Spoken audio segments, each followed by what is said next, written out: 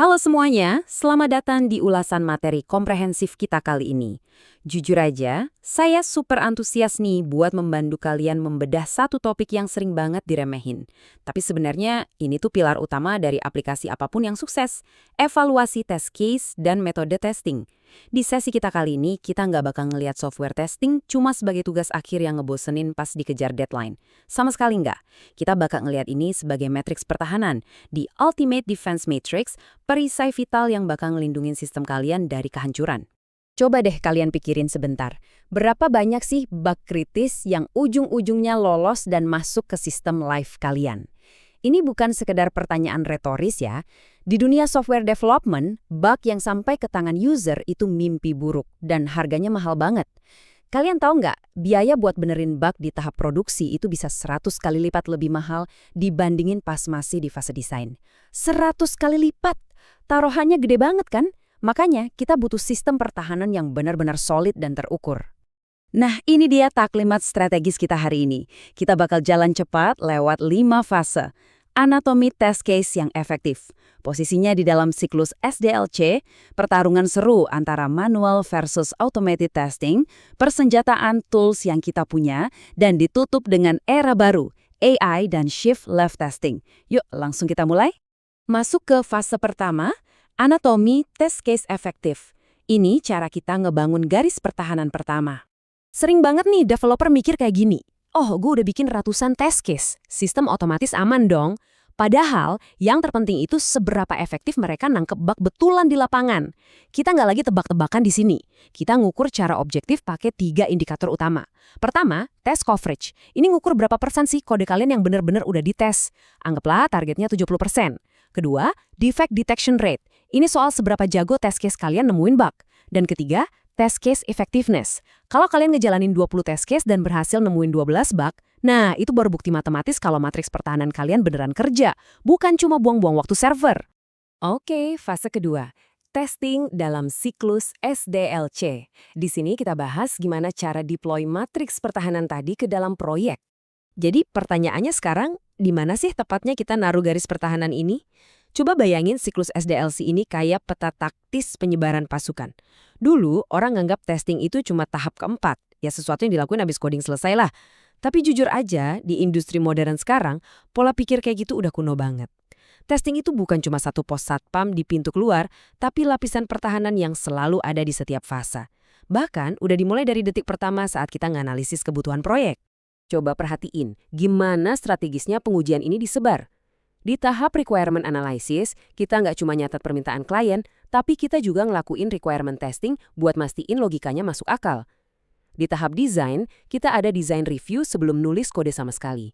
Terus pas development jalan, developer langsung ngetes kodenya sendiri lewat unit testing.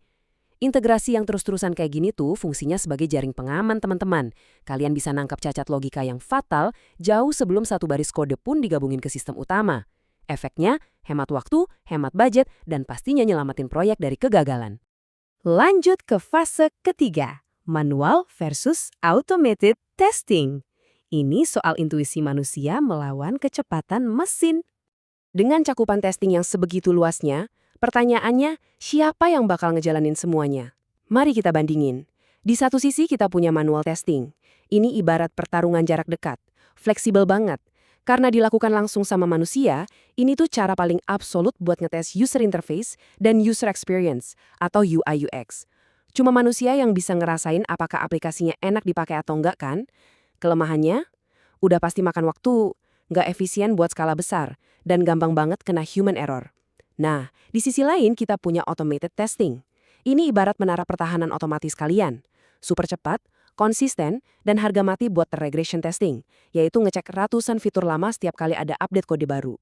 Memang sih, modal awalnya lumayan gede, karena kalian harus siapin tools dan nulis skrip kodenya dulu. Kesimpulannya simple, kalian nggak bisa milih salah satu. Kalian butuh intuisi manusia buat nilai pengalaman, dan kecepatan mesin buat repetisi tugas berat.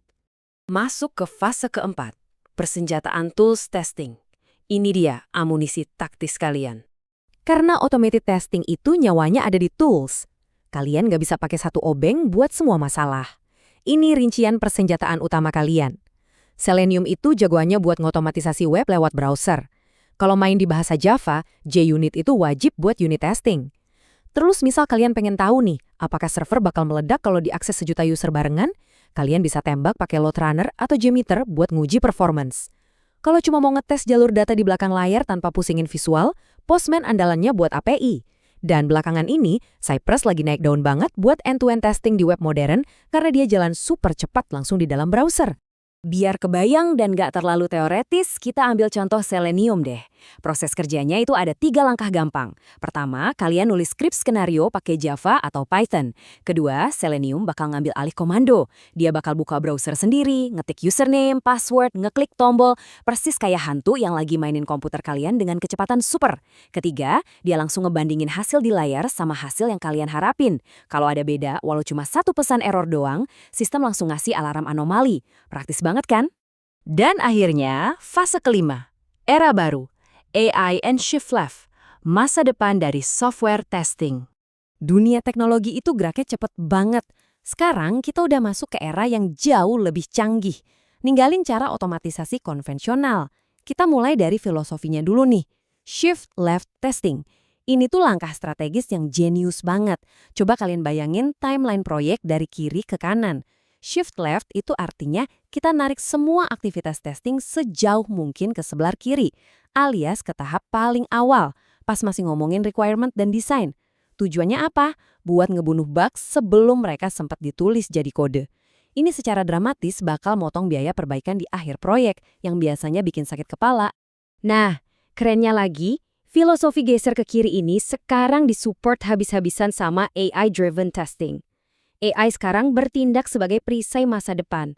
Berkat machine learning, AI udah nggak cuma ngikutin skrip kaku. Dia bisa bikin automated test generation, alias nulis skenario test case-nya sendiri dari data masa lalu. Dia punya insting smart bug detection buat ngenalin anomali. Dia juga bisa ngelakuin predictive analytics, ngebaca modul mana yang kira-kira bakal rawan rusak besok-besok. Dan yang paling gila menurut saya, self-healing scripts. Bayangin, kalau tampilan aplikasi berubah dikit aja, skrip biasa pasti langsung error kan? Tapi AI, dia bisa nyesuaiin diri dan nyembuhin kodenya sendiri secara otomatis. Gila nggak tuh? Tapi ingat ya, AI dan shift left ini bukan hal yang sama, melainkan dua hal yang saling lengkapin. AI-driven testing itu fokus ke teknologi, ngebahas bagaimana cara kita ngetes biar lebih pintar.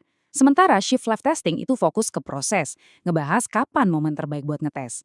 Jadi, kalau kalian gabungin kehebatan teknologi AI ini dengan strategi shift left sejak awal proyek, kalian benar-benar lagi nyiptain sebuah ekosistem software yang nyaris kebal dari kegagalan. Jadi, semua bahasan ini ngebawa kita ke satu pertanyaan penting buat direnungin. Dari semua materi yang kita ulas, kita lihat sendiri gimana matriks pertahanan ini makin lama makin pinter dan mandiri.